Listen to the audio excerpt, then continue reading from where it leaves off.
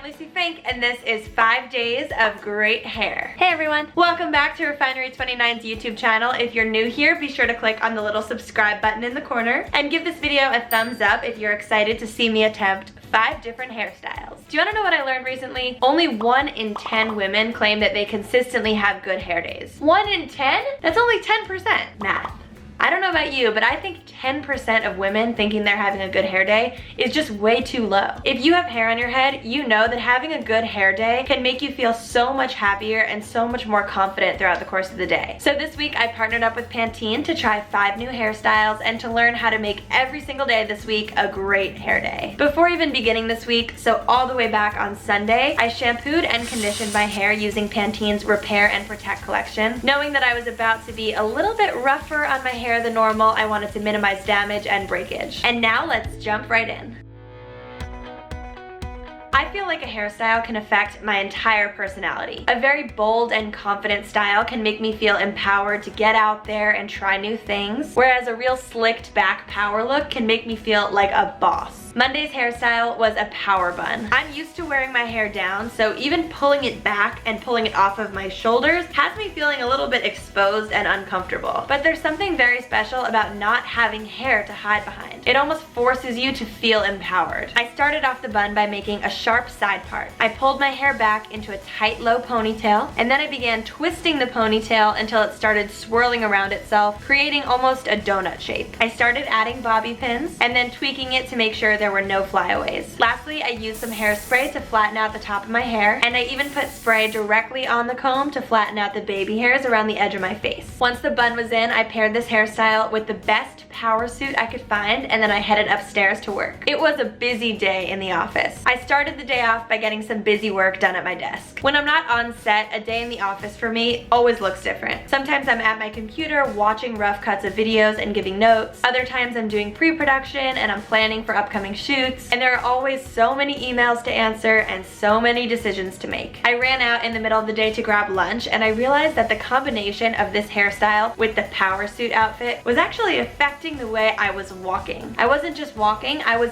power striding down that street. Coming back into the office, I was immediately on to the next task. My intern met me the moment I stepped off the elevator, and the two of us rushed to our next meeting while we discussed so many upcoming things we have to do. Let's send this out fast. Okay. Tell them they really need to hurry. Sometimes when my hair is down, I find myself touching it for no apparent reason, almost like a crutch. But on Monday, I couldn't do that. I was forced to face whatever was in front of me. It did feel very different from the way I typically look, but even still, it was a great hair day. Please cancel everything. We don't have time.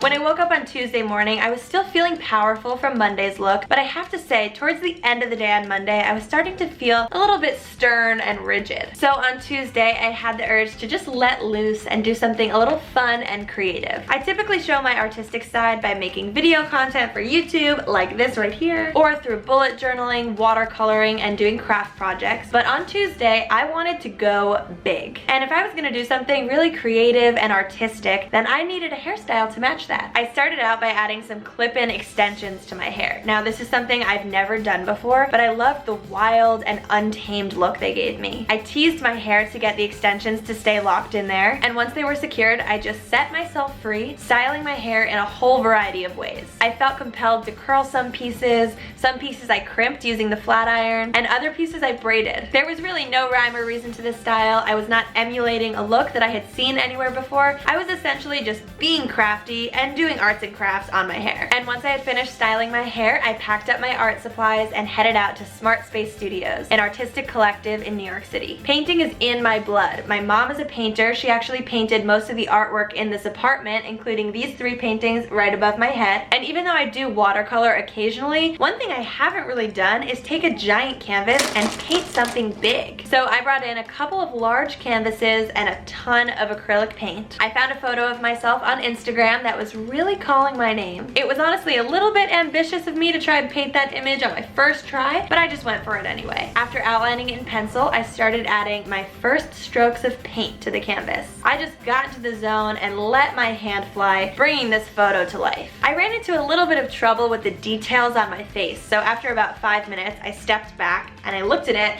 and I thought, wow, that's really creepy. Kind of looks like a pirate with a beard. But thankfully, another artist that was using the studio space came over and she gave me a little mini lesson. So I let her actually put her brush to my canvas and she taught me shadowing. Some shadow that's a nice kind of warm skin color, not as much brown.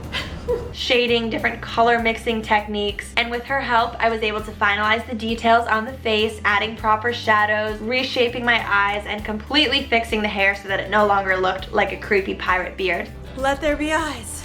And if I do say so myself, I think by the end it came out looking pretty good. And I like the texture in the pants. Yeah, she likes it.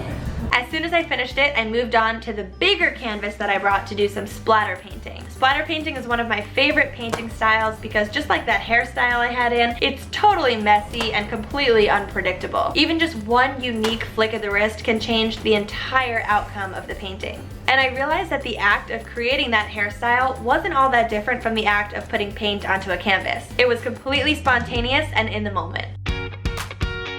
When I woke up on Wednesday morning, my hair was, as you can imagine, a little bit naughty from Tuesday's look. So I followed up my morning shampoo and conditioner with a Pantene Intense Rescue Shot, which targets extreme damage and prevents split ends, something that I majorly needed after a day of extensions and paint and a ton of heat on my hair. For the next look, I wanted to go one step beyond the creative and wacky hairstyle on Tuesday and actually try something that was gonna make me feel a lot younger and more playful. As an adult in the working world, it can be really easy to lose touch with your playful side and to just start thinking that everything is so serious. So when trying to come up with the best hairstyle to embody playfulness, I immediately thought of space buns. Beep, beep, boop, beep, beep, beep. I began by parting my hair down the middle and creating two high ponytails, one on each side. I added a few clip-in extensions again for some extra volume and length, and then I put a hair donut in. I spread my hair around it to cover the donut, clipping in a few bobby pins along the way, and then secured it with an elastic. Lastly, I twisted the rest of the ponytail around it to create two mini buns at the top of my head. To make these space buns look extra galactic, I put hairspray down the center of my part and added glitter to make a glitter part. Once the look was complete, I knew the perfect place that I could showcase it. I left work a little bit earlier than normal and went to Spin, a giant indoor ping pong social club in the Flatiron District. It's basically a huge event space underground with interactive games, food, and drinks, and I met one-on-one with a Swedish ping pong pro. Hi there.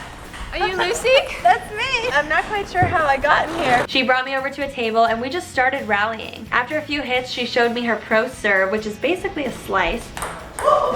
It was seemingly impossible to return her serves, but she taught me exactly how to hold the paddle. And I'm hitting the ball on the side there, and that makes the ball spin that way. Yes. And where to aim. Try to go a little bit more that way. And guess what? Nice! I returned a serve of a 14-time Swedish ping pong pro, just saying. This hairstyle was so cute and so playful, and the energy from this hairstyle was seeping into the energy that I was bringing to the table. This is not typically a hairstyle I would wear, especially the glitter part, but I have to say this style made my experience at Spin even more fun. Woo! Thursday's look was all about confidence. When I think of a bold and fierce hairstyle, the first words that come to mind are curly, big, and wild. The image that comes to mind is Olivia Newton-John from that last scene of Grease with the big bold curls, the all-black outfit, the red pumps on her feet, and bright red lipstick to match. I looked up how to do this hairstyle online and then gave it a try. I started with my hair straight and loose, and then I sectioned it off a little bit at a time and started making pin curls. Basically curling each piece around the curling iron and then wrapping the curl around my finger before pinning it up against my head. So that I could give my hair the most volume here, I needed to make sure to do this very meticulously around my entire head. Not skipping over any curls, not cutting corners and missing any sections, and this whole process alone wound up taking about an hour. As the pin curls set, I lined my lips with red liner and then filled them in with red liquid lipstick. And in about 15 minutes, it was time for the big reveal. I started with the lower back part of my hair, which had the longest time to cool. I pulled it out of the pin, fluffed the hair around a little bit, and then using a couple of fingers, I gave it a rough tease by pushing the hair up towards the root. After adding one final bobby pin to achieve that pinned up look that she has in the movie, I was ready for my photo shoot on the streets of New York. When I thought about this bold and confident hairstyle, I wanted to make sure that I was pushing myself to do an activity that would require confidence. At this point, I'm pretty used to doing shoots in the street, but when you're in a costume type outfit and you have wild hair and makeup, it's always a little bit daunting. My photographer Elena and I went around the corner from the office and snapped a few shots. One thing I have to say is that having the hairstyle from the movie really put me in character. You better shave that. I was basically hearing Grease songs on repeat in my head all day, and I was tempted to dance and do the hand jive, and that right there is proof enough that just changing your hairstyle can really influence the way you feel. I've never styled my hair like this before, but I absolutely loved it. It was very 50s. On the last day of this challenge, I wanted to try something that was completely out of my comfort zone. Something I've never done before that honestly scared me a little bit. To match my hair to the theme of the day, I wanted to try a style that was a bit of a risk taker style, something that I wasn't sure would work out. I had this vision of a French braid that went sweeping across the back of my head and then had pieces of my hair woven into it almost like little bows cascading across my head. I tried it out by first attempting the French braid, which I should say is something I don't know how to do. After a few failed attempts, I called my friend who's much better at braiding than I am. She lives in the building just next door and she happened to be free, so she came over to help me out. She put the braid in and then she started weaving the hair in, and we both looked at it and we just thought, this doesn't look right. We really tried with that one, but when all was said and done, it was a major fail, and that's okay. We took a risk, it didn't work out, so we just moved on to a new style. I threw my hair into a high ponytail, and then I attempted a messy fishtail braid. Also a type of braid that I don't know how to do, but I just followed directions for it online. And once I was happy with this risk taker hairstyle, I left home for my risk taker activity. Trapeze school. This is something I've been a little bit scared of, but I've been wanting to try for the longest time, so I made an appointment at Trapeze School New York in Brooklyn, and I basically became an acrobat for the day. I was welcomed into the space. You are good to go. You can just set your stuff down and then the instructors will get you started. Perfect, thank Have you. fun. And then I met the instructor, who began by walking me through everything I was gonna do. Some basic safety rules: never walk under the net. We have it roped up, but keep your hips thrusted forward. Keep the bar up high, chin up. That's it, just like that. If you fall off the board or off the bar or do anything crazy in the air, I'll just tighten up and let you gently down to the net. So you will be okay, even if it doesn't feel like you are. After the lesson, I had a safety belt put on me. I pulled down the rope, hooked myself into the clips, Clip. On belay. chalked up my hands, and then climbed on up the ladder. At the top, another staff member transferred my clips around as I held on for dear life. And then I grabbed the trapeze bar with my right hand and then gently reached for it with my left hand while the instructor held me back by my belt. All the while, you're pushing your hips forward over the edge of the platform and just hoping that he's really holding on back there. And then on the instructor's cue, you bend your knees, ready, and hop, you jump. And just like that, you're flying. Up on the trapeze, it is a major exercise in listening. So on every swing, you're listening carefully to his directions. Hands straight, don't move. Legs up now. Hands off now. Arch your back. All right, hands back up. You make sure you're tucking your knees at the right moment, releasing your hands at the right moment, and then dropping the bar at the right moment. When I first made it down, I was coursing with adrenaline.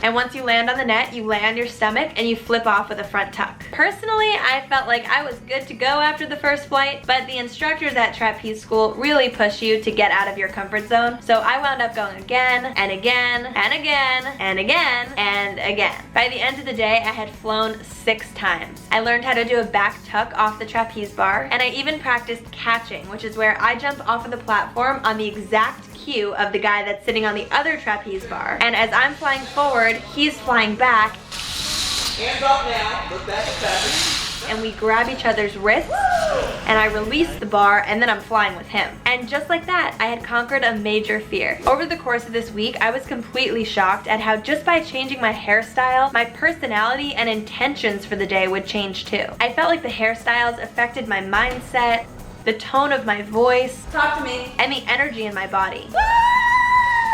From something tight and sleek, to something creative and wild, to something completely new and unfamiliar to me, these styles were each incredibly unique and interesting. And I wound up thinking every day of this week was a great hair day. Thank you so much for watching. Comment below and let me know what else you want to see me try for 5 days at a time. And we'll see you then on Try Living with Lucie. Bye!